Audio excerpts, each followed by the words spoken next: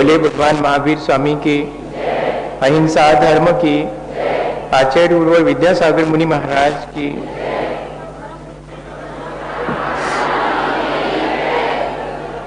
बहुत दिनों के बाद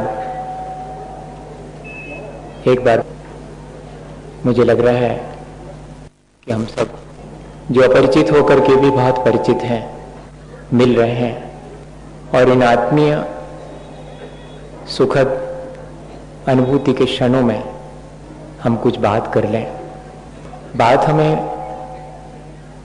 न समाज की विकृतियों की करनी है, न हमें राजनीति की विकृतियों की करनी है, हमें किसी की बुराइयों की बात नहीं करनी है।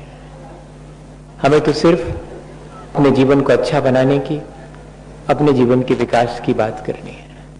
हमारा जीवन अगर अच्छा बनता है, हम अपने जीवन का विकास कर लेते हैं, तो मानिएगा कि सारा परिवेश विकसित होता है, सारा परिवेश अच्छा और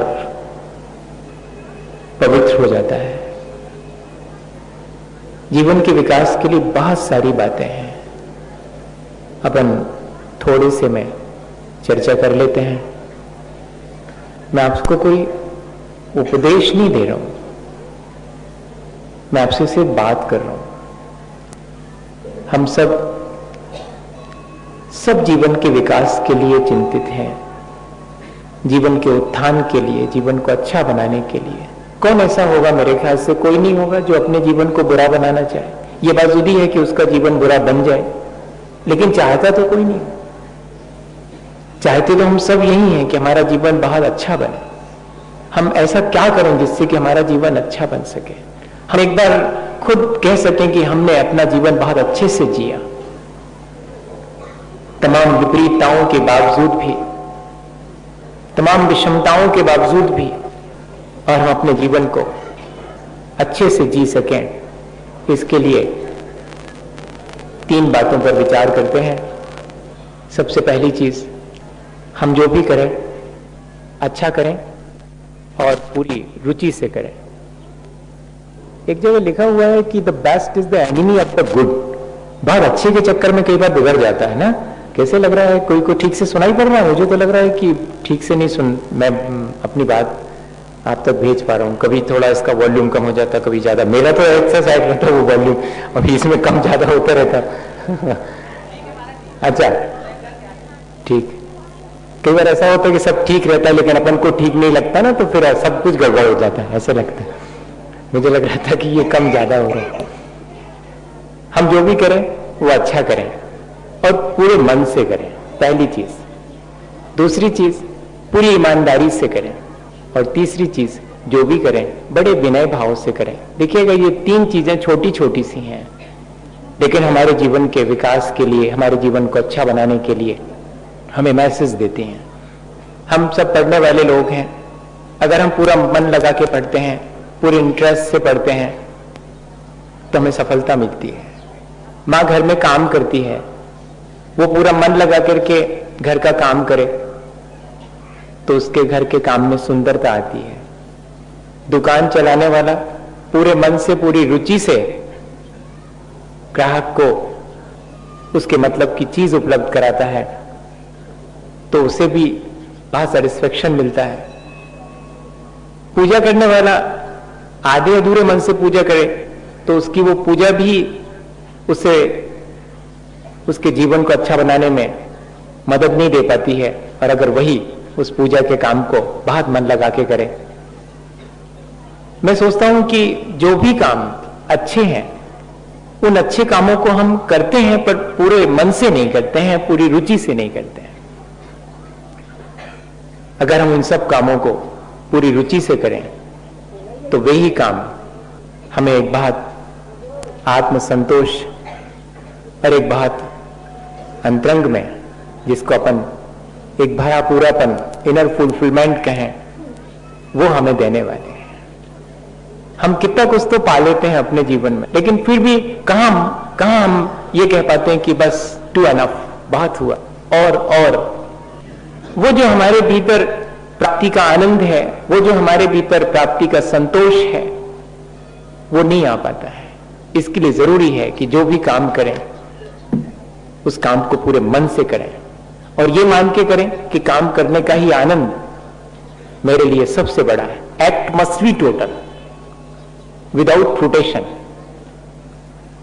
हमने जो कुछ भी करा वो अपने आप में पूरा है, हमें उसका फल क्या मिला? वो जो फ्रूट ओरिएंटेड अपना एटीट्यूड है वो नहीं होना चाहिए। हमने अपना काम करा और बहुत मन से करा, उसका आनंद लिया। हमने पढ़ा, हमने पूरे मन से करा, पढ़ा, हमारी जितनी क्षमता थी उतना हमने पढ़ा। अब इसके बाद कितनी सफलता मिली ये हमारे ऊपर निर्भर नहीं है। हम तो सिर्फ अपने काम को बहुत बेहतर ढंग से और बहुत मन से कर सकते हैं। कितने लोग तो हैं, कितनी कितनी तो मेहनत करते हैं, लेकिन जैसा सोचते हैं वैसा कहां मिलता है? फल मिलता है क्या? तो जो मिलता है वो कम जान पड़ता है। हमें अपनी मेहनत कम नहीं जान पड़ती ना, मजा ये है।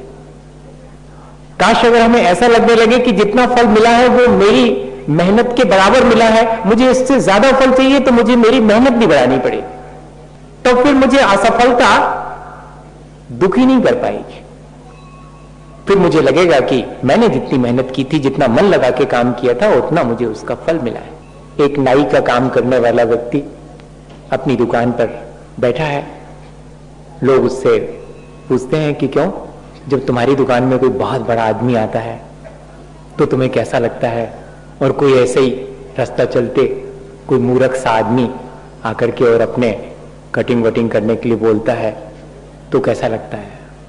तो वो हाथ जोड़ के बोलता कि बाबू, मुझे तो मेरी कुर्सी पर जो भी आके बैठता है वो साहब ही मालूम पड़ता है। और इतना ही नहीं, मैं तो जब उनके सिर के बाल उतारता हूं, उनके सिर की गंदगी को हटाता हूं, तब तक मेरे मन में विचार आता है कि मुझे भी ऐसे ही अपने मन की गंदगी को हटा करके फेंकना है। बताइएगा, एक छोटा सा नाई का काम भी इतने पूरे मन से और इतनी पवित्र भावना से किया जाए तो जीवन को कितना सुंदर बनाएगा। मैं ये नहीं कह रहा हूं कि हम कौन सा काम कर रहे हैं, मैं ये कह रहा हूं कि हम जो भी काम कर रहे हैं उस काम को हम बहुत तहे दिल से, पूरे मन से, उसी काम को अपनी हॉबी बना करके, पढ़ना हमारी हॉबी हो जाए। पढ़ना हमारी मजबूरी है आज के समय में कि क्या करें, फैमिली में सब लोग चाहते हैं, एटमॉस्फेयर ऐसा है कि पढ़े लिखे लोगों को सम्मान देता है तो दौड़ो। नहीं, ऐसा नहीं, ऐसा क्यों ना हम थोड़ा सा चेंज कर लें अपना एटीट्यूड और ये सोच करके कि ये ज्ञान प्राप्त करना तो मेरी हॉबी है, मेरा खुद का इंटरेस्ट है। तो देखिएगा वही काम, वही पढ़ने का काम जो कि हम सोच रहे थे कि अब पढ़ना पड़ेगा, भाई इतना पढ़े बिना कोई पूछने वाला नहीं है, अपना कैरियर ही नहीं बनेगा, इतना तो करना ही पड़ेगा। नहीं, ऐसा क्यों ना हम ये सोच करके कि जब मेरे अंदर क्षमता है, मेरे अंदर एबिलिटी है, तो मैं उस अपनी क्षमता का, उस अपनी योग्यता का पूरा उपयोग कर सकूं। अपनी योग्यता का भरपूर उपयोग वही कर सकता है जो कि पूरे मन से पढ़ता है, पूरे मन से उस काम को करता है। तो पहली चीज अपन ये सीखें कि हम जिस क्षेत्र में हैं उस क्षेत्र में हम अपना काम पूरे मन से करेंगे, पूरी रुचि से करेंगे और उस काम करने का आनंद लेंगे। दूसरी चीज, हम अपने काम को ईमानदारी से करेंगे। ऐसा नहीं है कि हम लोग अपने काम को ईमानदारी से नहीं करते हैं, पर जितनी ईमानदारी से करना चाहिए शायद उसमें कहीं कोई कमी रह जाती है। अच्छा, जैसे एक बात पूछता हूं, अपन पढ़ते हैं तो क्या सचमुच ईमानदारी से पढ़ते हैं? आपको लगता है? ईमानदारी के मायने मैं पहले क्लियर कर दूं कि पढ़ने की ईमानदारी ये है कि मुझे अधिक से अधिक ज्ञान हासिल करना है, जबकि अपन का अप्रोच क्या रहता है कि मुझे एग्जाम फेस करना है, बस एग्जाम में पास होना चाहिए, खत्म, बाकी आप जानो, आपका काम जाने, वो अपने को क्या करना उससे। ये ईमानदारी में थोड़ी कमी हो गई कि नहीं? ठीक है, मैंने जो मेरे सामने लक्ष्य था मेरे अपने एग्जाम को क्लियर करने का, वो लक्ष्य मैंने ईमानदारी से पूरा किया, लेकिन उसके साथ साथ एक बहुत बड़ा लक्ष्य भी तो है कि मेरा ज्ञान बढ़ा। और देखो, ऐसा सोच लेने के बाद अगर हमारे लक्ष्य में हमें कहीं असफलता ही मिलती है, तब भी हम क्या सोचते हैं कि साल भर मैंने पढ़ा, भले ही, क्योंकि ये जितने भी कॉम्पिटिटिव एग्जाम है ना, वो all these are not the criteria of the ability, और these competitive examinations are the criteria of selection and rejection. हमको 3000 लोग लेना है, अब 3 लाख बैठे हैं, तो हमको तो 3000 लेना है। 3001 नंबर वाला आयोग हो गया, इतनी जल्दी? अरे उसने कितनी मेहनत करी है, लेकिन अब चूंकि हमें 3000 लेना है, इसलिए 3001 वाला आयोग हो गया। जबकि हो सकता है कि जो 1 नंबर वाला है उसकी भी क्षमताएं और 3001 नंबर वाले की भी क्षमताएं बराबर हों, अपॉर्चुनिटी उसके फेवर में नहीं थी, बस इतनी शायद कोई सिचुएशन क्रिएट होने से वो 3001 नंबर वाला और 1000 ये सिर्फ 1 नंबर वाला है। सोच के लिए कह रहा हूं कि क्यों हम 3001 नंबर पर आए हैं तो अपने को बहुत कमजोर और बहुत अयोग्य माने। नहीं, हमने अपनी पढ़ाई पूरी ईमानदारी से करी, हमने साल भर जो पढ़ा उससे हमने नॉलेज गेन किया है, हमारा कोई लॉस नहीं हुआ है। नंबर हमारा 3001 आया होगा, लेकिन हमारा लॉस तो कुछ भी नहीं हुआ। लॉस बाहर में दिखाई पड़ता है कि वो जो एक अचीवमेंट था वो नहीं हो पाया, बस इतना ही हुआ है, लेकिन कोई बहुत मेजर लॉस नहीं हुआ है। ये एकदम सहसा नहीं अच्छा लगेगा, थोड़ा सोचना। मैं सोचता रहता हूं तो मुझे लगता है कि अगर हमारा कहीं कोई जैसा हमने चाहा था वैसा नहीं होता तो हम कितना डिप्रेस हो जाते हैं, तो कम से कम उससे तो बच जाएंगे। कितना टेंस हो जाते हैं हम, कितना हम अपने आप से हार जाते हैं। नहीं, हारना नहीं चाहिए। हम थक जाएं ये बिल्कुल अलग बात है कि थोड़े थक गए हैं, कितना तो हमने मेहनत करी थी, लेकिन जो हमने सोचा था वहां तक नहीं पहुंच पाए, कोई बात नहीं, लेकिन हम हारे नहीं हैं। और छोटी छोटी चीजों से हार जाएं भैया, जीवन से तो नहीं हारे ना। कितना कुछ सुनने में आता है, आज की जरा सी असफलता में हम जीवन से हारा हुआ मान लेते हैं अपने आप को। ऐसा नहीं करना। हम छोटी किसी उपलब्धि से वंचित रह जाएं तो वो हमारी पूरे जीवन की हार नहीं होनी चाहिए। हमने अपना काम चूंकि ईमानदारी से किया था, इसलिए हमें उस काम का संतोष है। एक घोष बाबू थे बंगाल में, उनका एक छोटा सा प्रेस था, तो वो एक छोटी सी बुकलेट उनके पास छपने के लिए आई, तो वो थोड़ा सा देख नहीं पाए। उनके जो कर्मचारी थे उन्होंने उसकी प्रूफ रीडिंग में कुछ थोड़ी गड़बड़ी कर दी और 2-4 कमियां भूले रह गई। जैसे ही वो मालूम पड़ा घोष बाबू को तो बड़े दुखी हुए, और जिन्होंने वो किताबें छपवाई थी, चटर्जी थे वो, तो बोले घोष बाबू अब कोई बात नहीं, 2-4 भूलें रह गई हैं तो क्या फर्क पड़ता है, दे दीजिएगा, मैं ऐसे ही बांट दूंगा। उन्होंने कहा नहीं, 3 दिन ठहरिएगा, 3 दिन और मुझे दीजिएगा। ठीक है, 3 दिन बाद चटर्जी जी आए तो बोले कि बुक्स हो गई हमारी, हाँ ले जाइएगा। देखा तो उसमें कोई भी गलतियां नहीं थी, अब एकदम बढ़िया थी। मालूम पड़ा कि घोष बाबू ने पूरी किताब अपनी तरफ से फिर से प्रिंट कराई, 2000 कॉपियां। तो चटर्जी जी बोले कि अरे आपने इतनी मेहनत करके और इतनी कीमत चुका करके और काहे को इन 2-4 भूलों के लिए अपना इतना नुकसान करा, ऐसे ही दे देते क्या फर्क पड़ता, 2-4 भूलें किताब में रह गई तो ऐसे तो रह ही जाती हैं। तो मालूम उन्होंने क्या जवाब दिया कि ये किताब 2000 लोगों के पास पहुंचती और जब वे उसमें छापा खाने की, प्रेस की गलतियां देखते तो उन्हें क्या लगता कि देखो घोष बाबू के प्रिंटिंग प्रेस में बहुत प्रूफ की गलतियां हो जाती हैं, ये तो अच्छा प्रेस नहीं है, मेरा वो बहुत बड़ा नुकसान था, ये 2000 कॉपियां मुझे फिर से छापना पड़ी, ये बहुत बड़ा नुकसान नहीं है, मेरा बहुत बड़ा नुकसान था कि मेरी अपनी ईमानदारी पर लोग उंगली उठाने लगते हैं।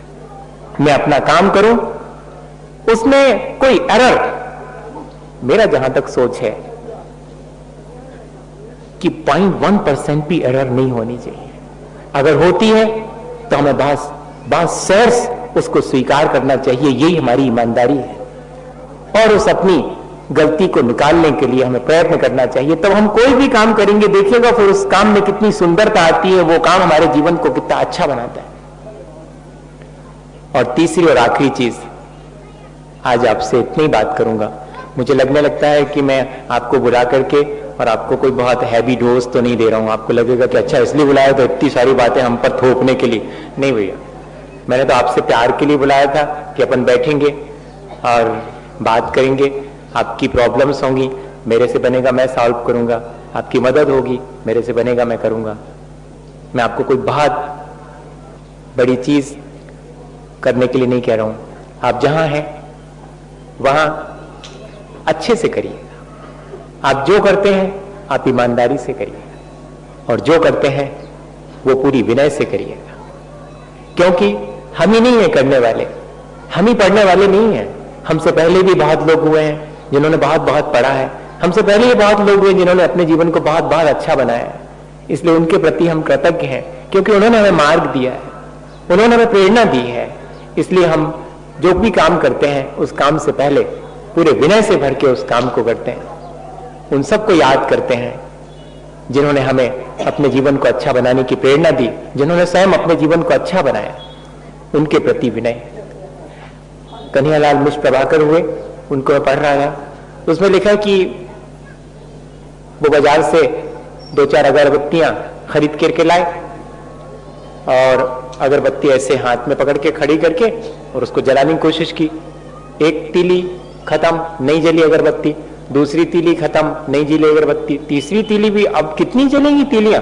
तो एकदम उनको ध्यान में आया कि अरे इनको जरा ऐसे पकड़ के जलाएंगे तो कैसे जलेंगे।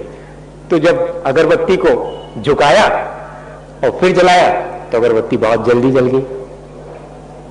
हमारा जीवन भी रोशन होता है। कब रोशन होता है? अकड़े अकड़े नहीं होता, झुकने से होता है। मोमबत्ती नहीं जलती अकड़े अकड़े से। हम अगर अपने जीवन को अच्छा बनाते हैं तो हम झुक करके बनाते हैं। मैं झुकने को कमजोरी नहीं मान रहा हूं। हम हर जगह थोड़ी झुकते हैं, हम बेईमानी के लिए थोड़ी झुकते हैं, लेकिन हमारे अंदर सम्मान है ईमानदारी के प्रति, अपने काम के प्रति। अपने से पहले जिन्होंने ऐसे अच्छे काम किए उनके प्रति हमारे मन में सम्मान है, उनके प्रति हमारे मन में विनय है। मैं आपसे जगह जगह झुकने के लिए, जगह जगह माथा झुकाने के लिए नहीं कह रहा हूं। मैं तो अपने काम के प्रति मेरा सम्मान है, मेरा आदर है, मेरी विनय है, और जो अच्छे काम में लगे हैं उनके प्रति भी मेरी विनय है। अगर ये हमारे मन में विनय का भाव बना रहे तो फिर देखिएगा हमें अपने पढ़ने का या हमें अपने और दूसरे काम करने का कितना आनंद आता है और हमारा जीवन कितना भरा पूरा और हमें अच्छा मालूम पड़ता है। एक कहीं पर मैं घटना पढ़ रहा था, वो आपको सुनाऊं और बस फिर अपने को आज पूरा दिन है और 1 बजे से मैं फिर आपके साथ बैठूंगा। और जो लोग और भी आए हैं, बहुत सारे लोग आए हैं आपके लिए इंटरेक्शन के लिए, सीनियर्स भी हैं, उन सब से खूब प्यार से मिलिएगा। 4 बजे अपन बैठेंगे, फिर क्वेश्चन आंसर्स के लिए क्विज थोड़ी देर करेंगे, 15-20 मिनट, फिर करियर काउंसलिंग। मैं पूरा प्रोग्राम जैसा सोचता हूं वो आपको बता रहा हूं। पूरे दिन अपन बस इसी तरह से, लेकिन कहीं कोई मन पर बोझ नहीं लीजिएगा, बहुत पूरे मन से, पूरे उत्साह से। और हमें कुछ गेन करके यहां से लौटना है। हम यहां से अपने जीवन को अच्छा बनाने की प्रेरणा लेकर के लौटेंगे और बेहतर ढंग से फिर से एक बार फिर लौटेंगे कि हाँ, कम से कम आपको इतना तो करना चाहिए। हमारे लिए बताने के लिए नहीं लौटेंगे कि हमने इतना इतना कर लिया। मैं तो मानता हूं कि अगर हम इस तरह से अपने काम को करें तो हम जरूर से इस बात के लिए उत्साहित होंगे कि हम बताएं कि हमने, हमारे जीवन में कभी ऐसा नहीं होता कि कुछ हम ऐसा करें जिससे कि हम किसी को बता सके कि हमने देखो इतना ऐसा करा। आप आज के समय में ये कहां मिलता है अपने लिए कि हम किसी को कहें कि हमने ये अचीवमेंट किया और दूसरा हमारी पीठ थपथपाए।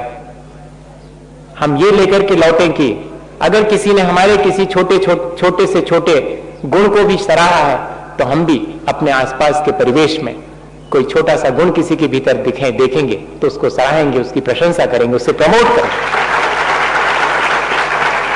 और वो प्रेरणा उसके जीवन के लिए आगे बढ़ाने में कारण बनेगी। ये रिवरेंस ऑफ लाइफ है, ये सम्मान है हमारा अपनी गुणवत्ता के, अपने जीवन के प्रति, अपने काम के प्रति। ये इतनी विनय हमारे भीतर हमें लानी है।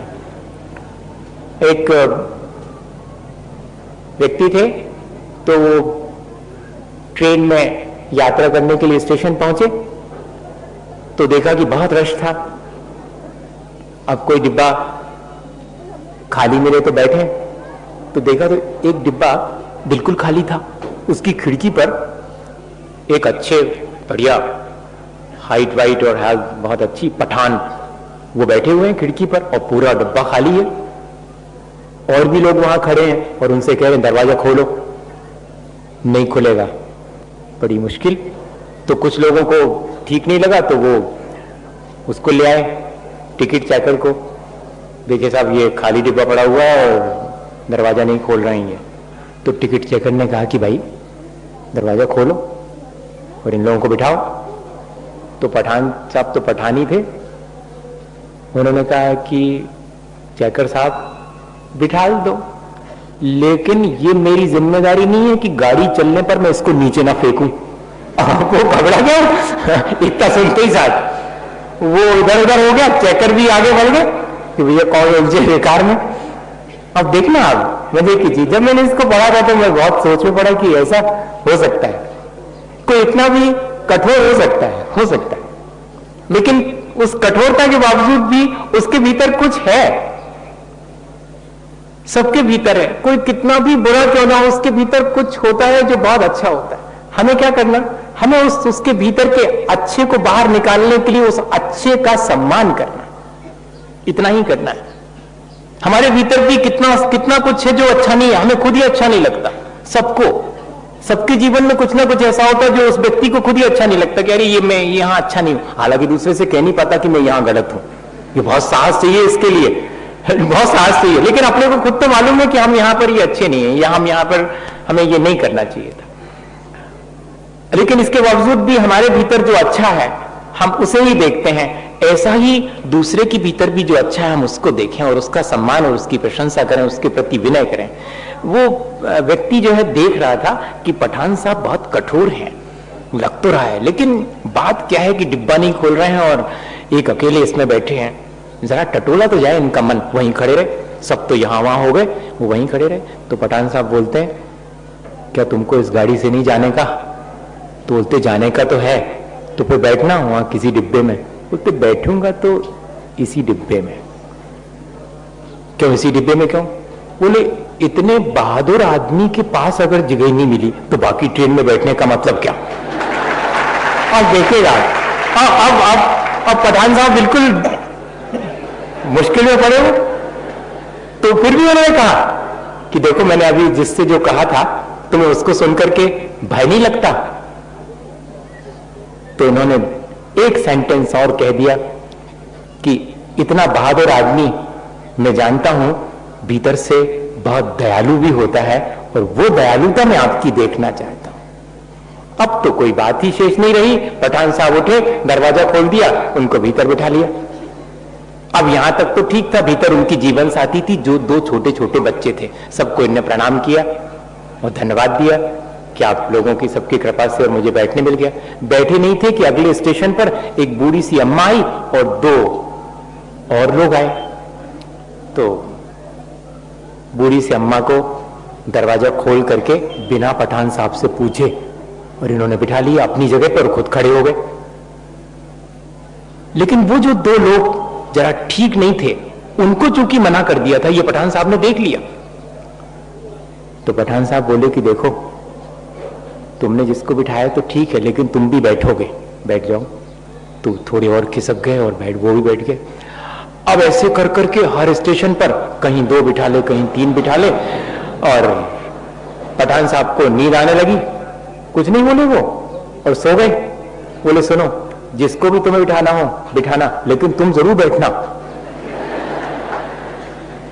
अब इतना चेंज हो गया। अब यह हुआ कि जब पठान साहब की नींद खुली तो देखते हैं वो कि उस डिब्बे में उनके अलावा 12 लोग और बैठे हैं। तो अब अच्छा संबंध बन गया था।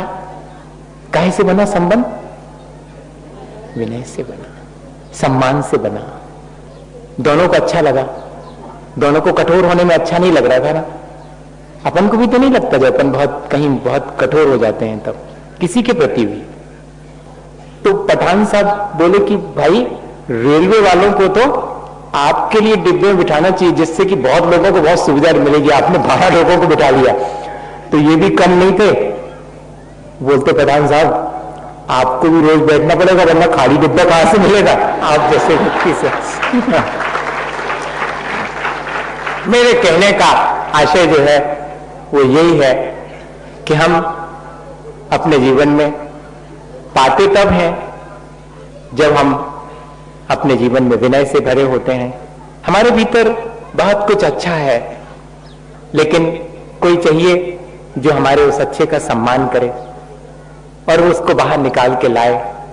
तो हम तो बहुत अच्छे हैं ही, ऐसा ही हम दूसरे के बारे में सोचें कि सब बहुत अच्छे हैं, लेकिन वो अच्छाई कहां छुपी है।